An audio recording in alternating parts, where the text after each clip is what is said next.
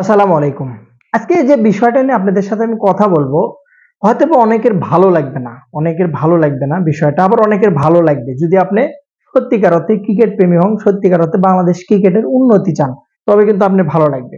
বিষয় যেটা দাঁড়াচ্ছে যে বাংলাদেশ কিন্তু ওয়ানডেতে ১০ নাম্বার টিম।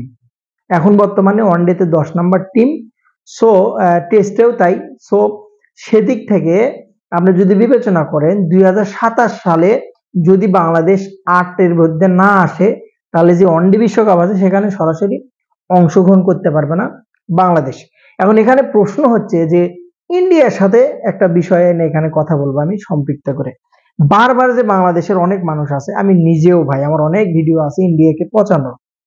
প্রশ্ন হচ্ছে আকাশ চোপড়া একটা কথা বলেছে যে বাংলাদেশ যদি এশিয়া কাপ বলেন আপনি বা টেস্ট চ্যাম্পিয়নশিপ বলেন আপনি, জাস্ট অন্য যে টিমগুলো আছে তাদেরকে পয়েন্ট দেওয়ার জন্য তারা খেলে। অর্থাৎ অন্য টিম যখন প্রতিপক্ষ বাংলাদেশের সাথে খেলে, সেই প্রতিপক্ষ ভাবে যে বাংলাদেশের সাথে খেললে আমরা একটা শিওর পয়েন্ট পাবো। এমনকি এর ভিতরে আফগানিস্তানকেও রেখেছে। চিন্তা করেন যে আমাদের ক্রিকেটটা কতটা নিচে নামছে। আফগানিস্তানও নাকি বাংলাদেশের সাথে যখন খেলে তখনও মনে মনে ভাবে যে আমরা পয়েন্ট পাওয়ার জন্য। আসলে এই কথাটার বিশ্লেষণ একটু ডিটেলস একটু আলোচনা করি। আপনারা মানে একটা তো মানুষের একটা মানে শোনেন যে ছাত্র ভালো, যে ভালো ছাত্রের জন্য কিন্তু নকল করা, খারাপ ছাত্র কিন্তু সহজে নকল করতে পারে না। অত কিন্তু মানে খুব কঠিন তার জন্য। ইন্ডিয়ার টিম দিয়ে কথা বলেন, সমালোচনা হয়, ইন্ডিয়া বাংলাদেশের টিম নিয়ে সমালোচনা হয়। ভাই আপনি হলো ওয়ানডে ১০ নাম্বার টিম, আর কুটি হলে ইন্ডিয়ার সেই টপার যাকে বলে। এবং তাদের যদি আপনি টিম দেখেন, ঘরোয়া লিগ দেখেন, আপনি আপনি বিশ্বাস করেন আজকে আমি বলতে বাধ্য হচ্ছি, ইন্ডিয়ার যে সি লেভেলের যে টিম আছে না, ঘরোয়া লিগে সি লেভেলের, আপনি এমন এক মানে সারা বছরে আপনি আইপিএল বাদে সারা বছর মহারাজা ট্রফি থেকে শুরু করে এগুলো রঞ্জি টঞ্জি এগুলো টেস্ট বাদ দিলাম, শুধু টি-টোয়েন্টি, অনলি টি-টোয়েন্টি হয় বছরে 4 থেকে 5টা লিগ ইন্ডিয়াতে।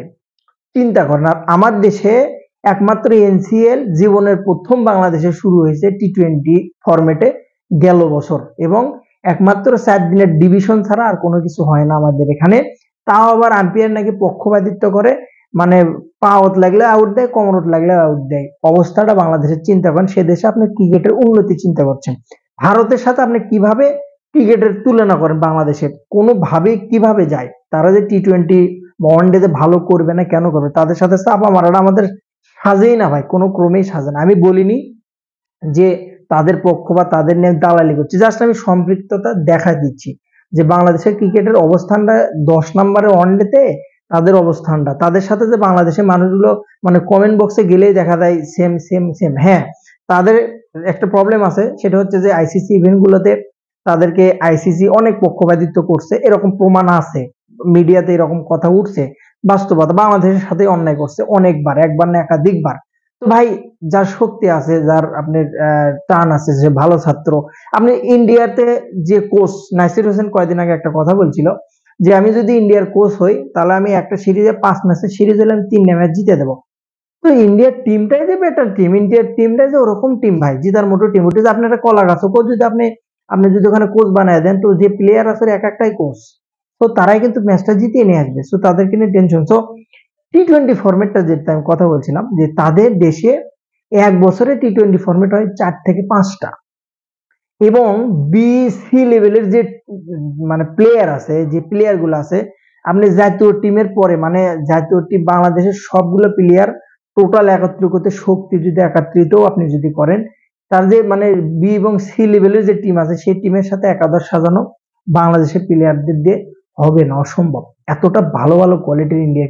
তো তাদের দেশে ক্রিকেট চলবে না, তাদের দেশে ক্রিকেট হবে না, তো কোথায় হবে? আবার একটা জিনিস তাদের সাথে তুলনা করেন, কোন হিসেবে তুলনাটা যায়, কোন হিসেবে বাংলাদেশের সাথে ইন্ডিয়ার তুলনাটা আপনি করেন, কি হিসেবে করেন? বাংলাদেশ আজকে লজ্জা করা উচিত, মিরপুরের মাঠে পুঁইশাক চাষ করছে, সেই পুঁইশাক কাটতেছে আজকে বিকেল বেলা, যে নতুন একজন কি পিস কিউরেটর আসে মানুষ নিয়ে, মিডিয়াতে ভাইরাল হচ্ছে অলরেডি বিষয়টা। তো যে পিজে আপনি হচ্ছে যে পুঁইশাক চাষ করেন, সেই পিজে আপনি বাইরের দেশে যে বাউন্সিং পিচ খেলবেন আপনি ইন্ডিয়ার সাথে, আপনার সম্পৃক্ত থাকেন ইন্ডিয়ার সাথে, আপনি বাদে ইন্ডিয়ার সাথে আপনি একাত্রিত করেন যে বাংলাদেশ ইন্ডিয়া ভালো, কোন হিসেবে? এটা লজ্জা শরম বলে কোনো কিছু হায়া থাকা উচিত। হ্যাঁ, আপনি কখন করবেন? আপনি আপনি ওই 3 বছর 4 বছরে একবার ইন্ডিয়াকে হারাইছেন তাহলে আপনার টিম ভালো হয়ে গেলেন না, এরকম না। আমি বুঝাতে চাচ্ছি টোটাল অ্যামাউন্টে যেটা, যে ইন্ডিয়ার ক্রিকেটের সাথে বাংলাদেশের ক্রিকেট মানে আকাশ পাতাল একটা লিমিট আছে, তার চেয়েও বড় যেটা সেটার তফাৎ আছে। বাংলাদেশে এখন পর্যন্ত টি-20 তে 150 রান চেস করতে পারে না, তো তাদের সাথে সম্পৃক্ততা আমাদের যায় না। তো টি-20তে ভালো করতে হলে অন্তত বছরে 2 থেকে 3টা টি-20 ফরম্যাটে, অন্তত 2টা হলেও টি-20 ফরম্যাটে, কিন্তু পিপিএল বাদে আরো একটা এনসিএল সহ আরো একটা কিন্তু ফরম্যাটে অবশ্যই করতে হবে, তবেই কিন্তু বাংলাদেশ ক্রিকেট। চিন্তা করেন আপনি আজকে যদি আপনি 8-এর ভেতর 2027 সালের মধ্যে না আসতে পারেন তাহলে আপনি কোন কন্ডিশনে যাবেন, এবং ওয়ানডে বিশ্বকাপটা বাংলাদেশ অংশগ্রহণ করতে পারবে না। আপনি চিন্তা করছেন বাংলাদেশের ক্রিকেটের অবস্থান কোন জায়গাতে আপনি ইন্ডিয়ার সাথে আবার সঙ্গ দিতে পারেন আপনি?